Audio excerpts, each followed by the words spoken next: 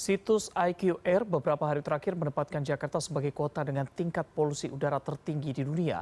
IQR menyatakan kualitas udara di Jakarta tidak sehat. Meskipun hari ini kualitas udara IQR meter menyatakan sudah turun dibandingkan dengan kemarin, namun Jakarta masih masuk dalam 10 kota besar dunia dengan kualitas udara buruk di dunia. Lalu apa yang menjadi penyebab dan solusinya? Kita akan bahas bersama Project Manager for Clean Air Catalyst WRI Indonesia Satya Budi Utama. Mas Satya, selamat malam. Pak Satya, sebenarnya Selamat apa? malam, Mas. Ya, Pak Satya, sebenarnya apa yang menjadi penyebab polusi di Jakarta beberapa hari terakhir? Ya, terima kasih, Mas Reza. Sebenarnya kalau kita berbicara mengenai sumber polusi di Jakarta itu, kemarin kan banyak perdebatan di media ya, ketika di hari libur panjang, tidak banyak kegiatan di jalanan, kenapa kemudian tingkat polusinya tinggi. Jadi saya mau merespon perdebatan itu dulu mungkin untuk memulai diskusi ini. Mhm. Jadi sebenarnya untuk mengetahui sumber polusi di Jakarta itu kita harus melakukan studi atau analisa yang mendalam ya. Jadi kita tidak bisa berspekulasi bahwa hanya berdasarkan visual bahwa tidak banyak kegiatan atau tidak banyak kendaraan di jalan, maka kemudian mengambil kesimpulan bahwa tentunya sumber polusi di Jakarta itu adalah bukan dari sektor transportasi misalnya. Mhm. Jadi yang perlu diketahui dalam konteks mengetahui polusi di Jakarta ini adalah kemudian data yang dipublikasikan oleh IQR atau oleh lembaga-lembaga lain yang punya concern untuk menginformasikan situasi di Jakarta itu adalah data yang berisi tingkat konsentrasi pencemar dan atau polutan.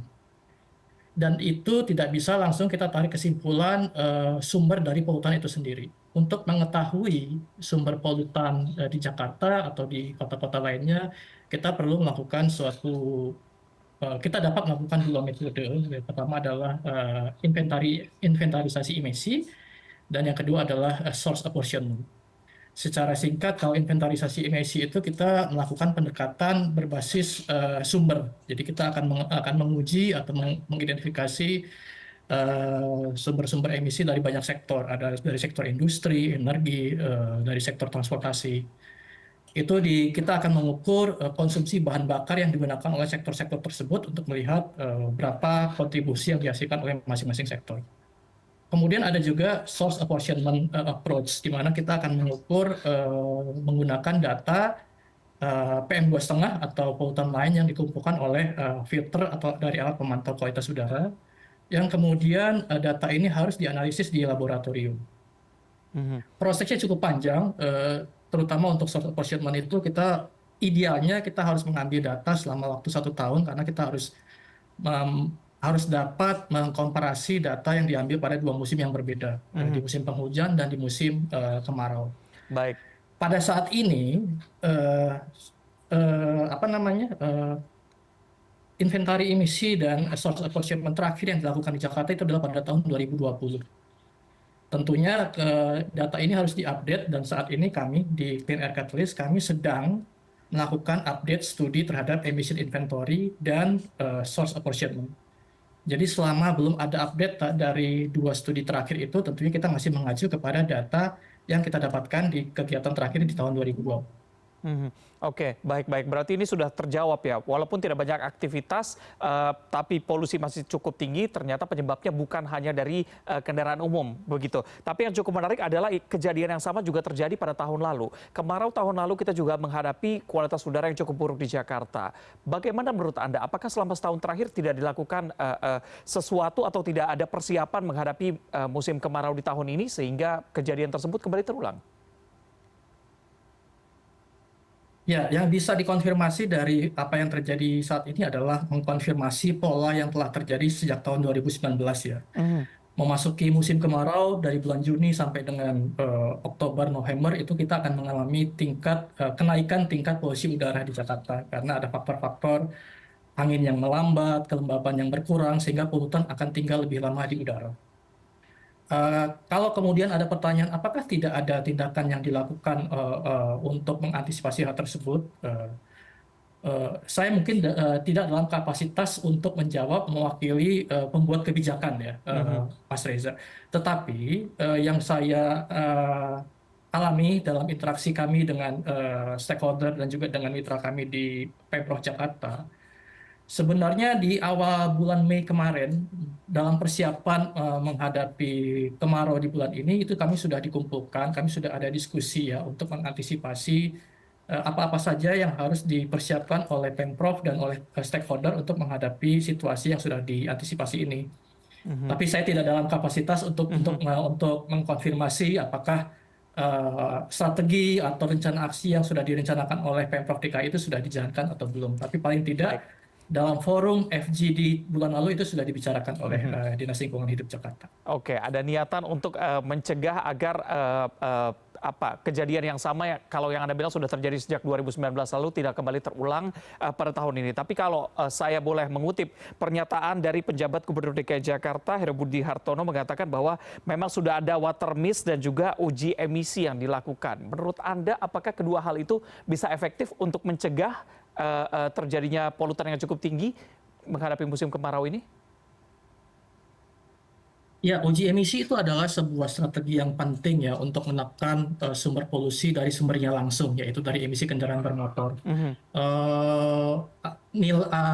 Eh, tapi dalam catatan kami juga untuk enforcement atau implementasi secara ketat untuk uji emisi serta tilang ketika ditemukan kendaraan yang tidak lolos uji emisi juga saya rasa eh, masih ada beberapa kali uji coba ya di tahun lalu yang kemudian dari hasil uji coba ini sepertinya belum belum kemudian diteruskan untuk di tahun ini. Tapi yang jelas uji emisi itu adalah sebenarnya sudah jauh diatur di dalam Undang-Undang Lalu Lintas sebelum isu polusi udara ini menjadi isu yang sangat penting di Jakarta gitu loh. Jadi sebenarnya seandainya ini memang diimplementasikan secara konsisten, saya yakin bahwa tingkat polusi atau pencemaran udara dari sektor transportasi bisa ditekan kalau kita secara konsisten menerapkan uji emisi untuk kendaraan. mhm. Bagaimana dengan Untuk water water mist mist sendiri, ya? ya, untuk water mist sendiri mungkin ini bisa ditanyakan langsung kepada perwakilan dari Pemprov Jakarta. Karena sebenarnya apa yang dicoba dilakukan lewat water mist ini kan sebenarnya eh, apa namanya coba menggunakan apa namanya apa yang dilakukan apa yang terjadi ketika musim hujan ketika polutan itu dihapus oleh air hujan gitu ya. Kami sendiri di Clean Air Catalyst tidak melakukan studi secara spesifik mengenai water mist. Jadi ini Mhm. adalah sebuah katakanlah inovasi atau pilihan strategi yang dipilih oleh Pemprov Jakarta yang ya tentunya hasil atau evaluasi dari water mist ini akan lebih baik untuk dikonfirmasi langsung kepada Pemprov Jakarta. Oke, Pak Satya terakhir, ini kita baru akan memasuki musim kemarau begitu. Apa pencegahan yang bisa dilakukan untuk menghadapi musim kemarau beberapa bulan ke depan agar kualitas udara di Jakarta bisa lebih baik lagi? Yang bisa dilakukan dalam waktu cepat seperti itu? Ya tentunya kita harus mengurangi sumber polusi langsung dari sumbernya ya. Mhm, Artinya kalau kita berbicara eh, apa yang dilakukan oleh masyarakat ketika misalnya harus melakukan mobilitas gitu ya dari rumah atau ke tempat kerja atau ke sekolah atau ke tempat aktivitas lainnya. Tentunya prioritas yang harus kita lakukan adalah ya sebisa mungkin kita mengurangi penggunaan kendaraan pribadi dan beralih ke kendaraan umum. Kemudian untuk sektor-sektor produktif kayak ekonomi, industri dan lain sebagainya, tentu kita juga harus memastikan bahwa emisi yang dihasilkan oleh industri kita, baik itu industri kecil maupun industri skala besar itu harus mematuhi ambang batas emisi yang bisa ya, apa namanya eh, setelah apa namanya diatur oleh peraturan dan undang-undang yang berlaku di Jakarta. Tentunya di sektor industri dan di ekonomi produktif tentunya ini juga akan menghasilkan emisi ya. Dan juga sebenarnya ada pengawasan juga dari pihak Pemprov maupun dari pihak nasional dalam hal ini adalah KLHK. Nah, terakhir tentunya adalah soal enforcement. Enforcement terhadap kepatuhan dan pengawasan terhadap emisi yang dikeluarkan oleh industri ini juga harus secara konsisten dilakukan oleh pemerintah untuk mengantisipasi meningkatnya atau adanya lonjakan polusi di musim kemarau. Mhm. Oke, baik. Kita harapkan memang langkah tepat bisa segera diambil oleh kita semua, tidak hanya Pemprov, tapi juga masyarakat, supaya kita bisa segera menghirup udara yang bisa dinikmati. Karena memang sebagai warga negara kita punya hak untuk menghirup udara yang bersih. Terima kasih sudah berbincang bersama kami malam hari ini, Project Manager for Clean Air Catalyst, WRI Indonesia, Satya Budi Utama. Selamat malam. Terima kasih, selamat malam.